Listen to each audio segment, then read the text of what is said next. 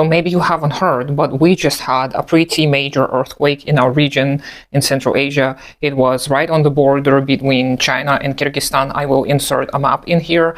The epicenter was a place called Aksu, which is a Kazakh word. It means white water, Aksu. So we were about 260 kilometers here in Almaty from the epicenter.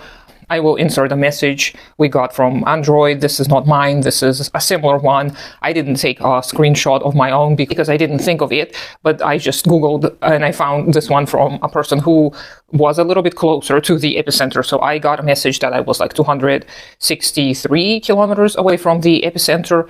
So in the epicenter, the earthquake was 7 in magnitude. On the Richter scale, whatever you guys call this. And here, reportedly, it was between 5 and 6.2. But having experienced it myself, I would say it was probably closer to 6.2, perhaps even a little bit more, because I've experienced quite a few earthquakes in my life. And this one was probably the most powerful in my life that I've ever experienced. The shaking started after midnight on the 23rd of January. I will insert a little clip that was published on the internet from some folks who live in the mountains surrounding our city, and they were able to record the shaking. So you can see what it is like. And it was pretty significant in length. It lasted for almost 2 minutes or so, which is quite a long earthquake. We live in a very earthquake-prone seismic zone. We have major fault lines going right through the city. There are some buildings that are very close to the fault lines. So earthquakes are to be expected in our area. So personally, I woke up from the shaking and I was scared and I didn't know what to do. So my husband and I, we waited for the shaking to subside, and then we packed our cats into blankets, into backpacks, and we just went outside. We stayed outside for some time, talked to the neighbors, and then we just went back home and slept the rest of the night. But there were quite a few people who left the city. They just got in their cars and they just drove off.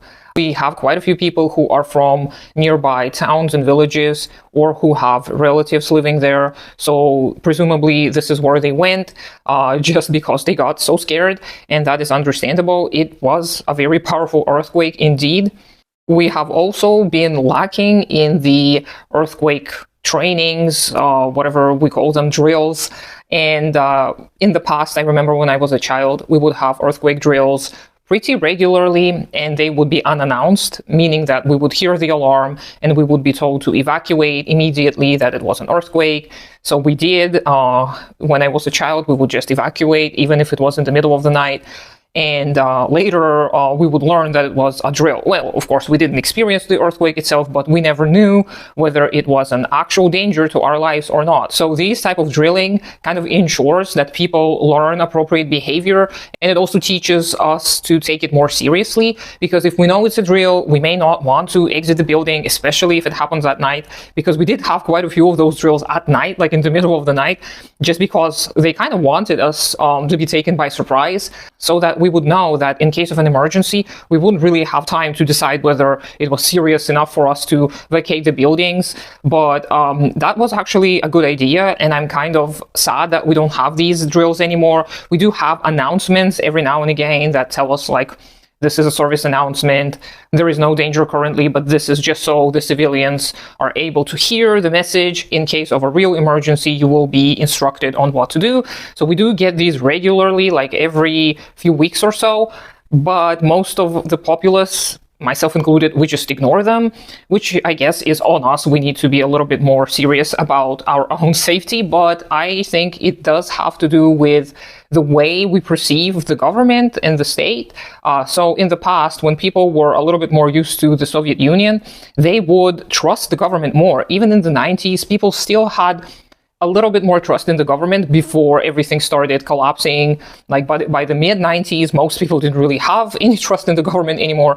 But at the beginning of the 90s, there still was more of the trust, and so people took those drills a little bit more seriously. Something else I want to mention connected to earthquakes is that in the Soviet Union, there was a lot of awareness about that our area is very earthquake prone. So the buildings would always be built in a safe manner. So they would be seismic proof, earthquake proof, I don't know what it is called properly, but all of the buildings that were built in the Soviet Union here in these lands, they would be built with earthquakes in mind. And now there is more and more disregard. So we have seen some videos of people just filming in their own apartments in, high, tall buildings, and they would get, cracks along the walls, which is kind of to be expected. But in a lot of the older houses, the Soviet houses, we didn't really see any damage, at least not visibly so.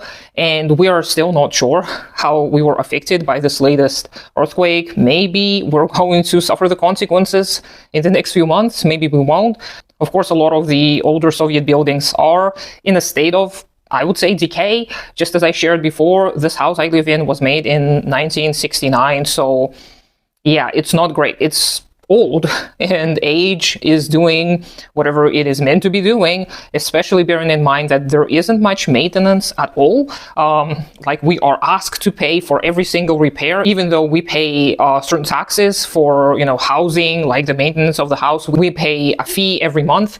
However, they ask us additionally to pay for certain repairs, which was not the case in the Soviet Union. In the Soviet Union, they would repair everything according to the plan, according to the need, and out of necessity, and not because they wanted to make a profit. And nowadays, of course, they want to make a profit. So yeah, it is unfortunate that profit really is above safety, above human well-being. But all my thoughts on this, so I'm not going to repeat myself. And talking more about the safety of the more modern buildings, I recently heard some experts that were educated in the Soviet Union who reported on the safety in our region, and they said that even some of the modern buildings are safer than the buildings built in the territories of the lands that were plagued with capitalism long before us.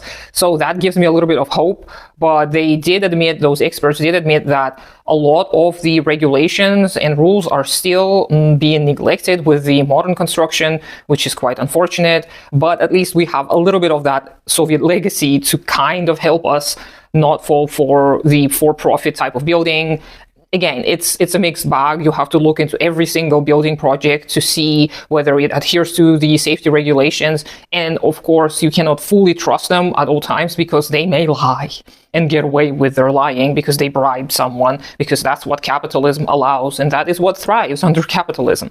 So yeah, this is just what I wanted to share today about the recent earthquake. And one more interesting detail about the earthquake itself. We here had 44 people who were injured. Most of them got injured by evacuating the building during the shaking. So they got injured trying to get out. So maybe they fell, maybe they stumbled. A couple of people jumped out of their windows from the second floor and the third floor. So I think a couple of these people are in critical condition. But most of the people who got injured, they sustained minor injuries. Reportedly, we didn't have any serious damage to the buildings, allegedly. However, in the epicenter in Aksu, there were over 40 buildings that got damaged, with some buildings completely decimated. Yet they only had 6 people who got injured. That is an interesting piece of statistics to me. I don't know if it has to do anything with the culture surrounding earthquakes. Maybe it does, maybe it doesn't, but let me know what you think. Let me know what your experiences were with natural disasters. Hopefully you didn't experience anything major, and hopefully you never get to experience any major earthquakes or other natural disasters. And I hope that you have a great day today, and I'll talk to you sometime later.